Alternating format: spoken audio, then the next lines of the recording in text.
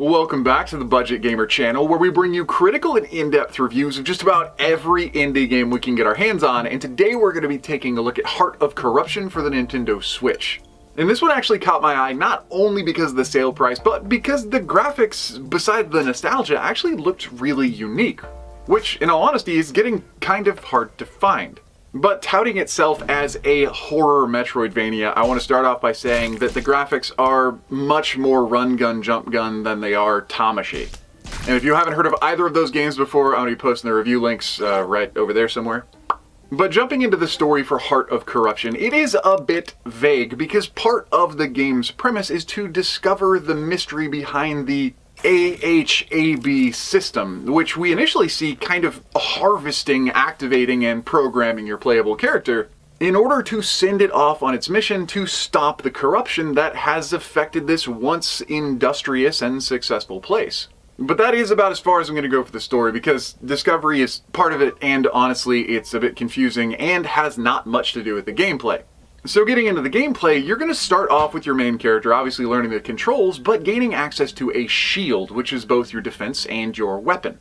And so, as you can probably imagine, getting a handle on its usage for both defense and attack does take a little bit of finesse on timing. Because while the general enemy portfolio is actually fairly limited in the scope of Heart of Corruption, many enemies will have ranged attacks, but not all of them can be deflected, and some of them must be.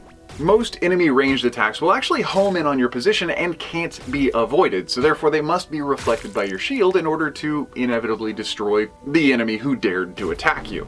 And while different enemies will of course have slightly different attack styles, mostly resolving themselves into the timing and speed of their ranged attack, combat skill pretty much resolves itself into the player getting a decent memory or a handle on which enemies attack which ways and when to push the defend button. You can't just hold down the defense button, and there is a very, very small window for how long you can actually hold your guard. But overall, Heart of Corruption is divided into 4 main thematic areas, having typical fantasy areas like forests and caves and the ever-popular ice level. As a Metroid-Vania title, though, you should be expecting large maps that are well interconnected, as well as locked-off areas that are blocked by abilities that you may or may not have. And while you will start the game with a dash or a shadow step, which will not only allow you to get past certain tricky obstacles or traps, but also act kind of as a double jump, you'll have to actually defeat bosses to get your other abilities. And of course, once you do actually manage to unlock a new ability, liberal backtracking will ensue. And that's because Heart of Corruption doesn't only offer the 4 main abilities that can be used in combat and for map navigation, but there are also a variety of different masks that you can either find or purchase that may have their own pros and cons. One in particular increased the cooldown of the Shadow Step, which, as a very technical platforming Metroidvania, was honestly just a little bit more of a penalty than I could afford, so I played most of the game not wearing any masks at all. However, should you manage to find enough little fireball fragments scattered throughout the game, or find masks, you can liberally change between them at the game's hub station, which can be accessed through a series of portals that are linked to each of the world's 4 levels.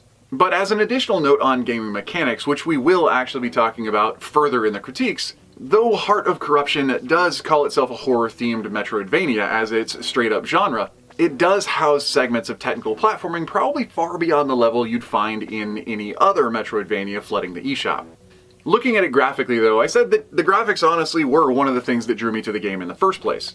And not just because of the retro aesthetic, but the almost monochromatic color palette shifting between level themes, and the quality of the background work and character design. It made me feel like this was going to be a unique experience, and it certainly was unique. The soundtrack as well, I'd have to say, is actually worthy of some praise, and though I probably wouldn't go out and hunt down some vinyl OST, the soundtrack for the game actually was really well crafted and does deserve a little bit of praise. But that being said, there are some things about Heart of Corruption that a player might want to know about before investing their time and their money.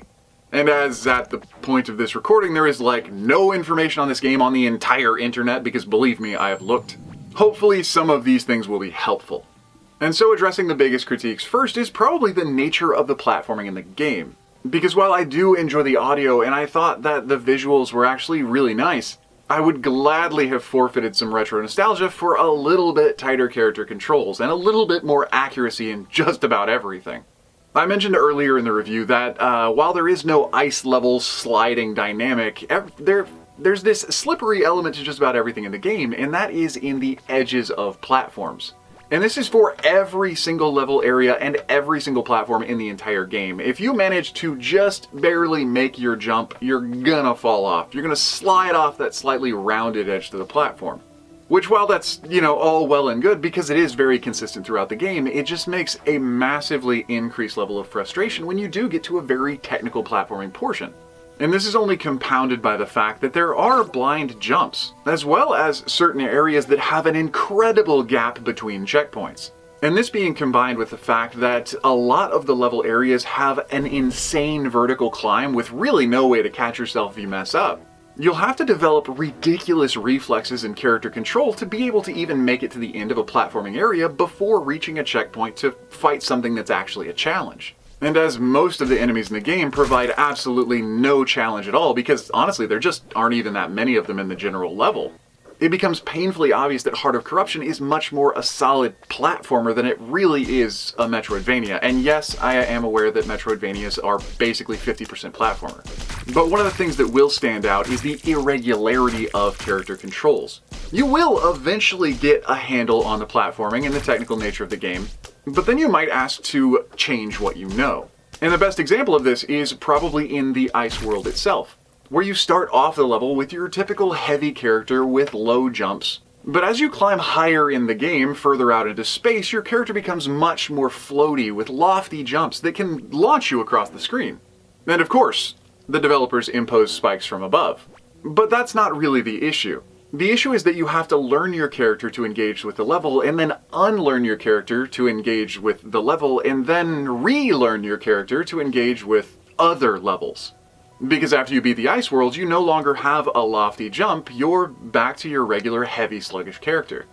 And this also leads into the next game critique, which is the imbalance of the general gaming design. Technical jumps like I Want to Be the Guy, Celeste, or Super Meat Boy are all well and good if that's the type of game that it is, but in order for it to be that type of game, it has to be consistent.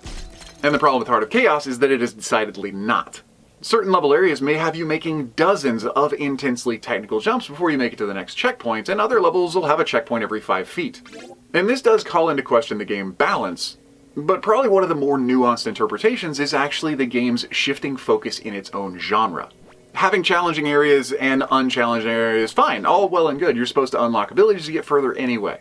But at the point where it's easier to just ram yourself into some spikes so that you die and start over at the nearest checkpoint to the previous area that you may have failed, well, that starts to shift the focus from accomplishing your mission and crushing the Heart of Corruption, and ultimately transforms the player experience into a segmented environmental puzzle game, where the real objective is to just make it to the next checkpoint past the environmental platforming puzzles.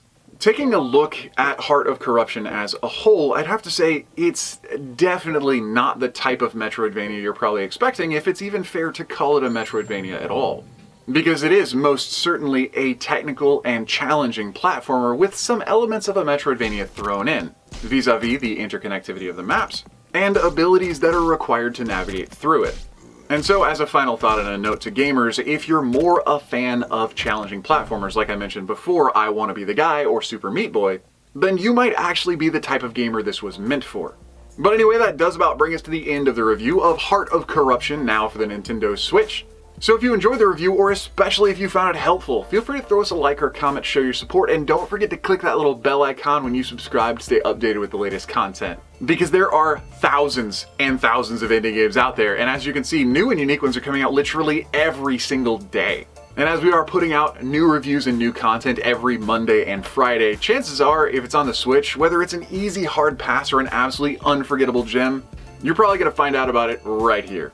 But anyway, this has been The Budget Gamers. As always, thanks for watching.